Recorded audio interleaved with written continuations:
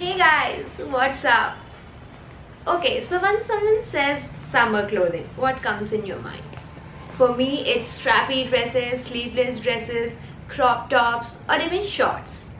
In India, where we have not more than 3 months of winter, I thought why not bring some ideas wherein you can use your summer clothing in winters?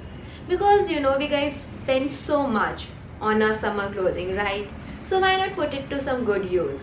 But before we get on to the part where we use our summer clothing in winters, I would like you to first like and subscribe to my channel. And now let's get started.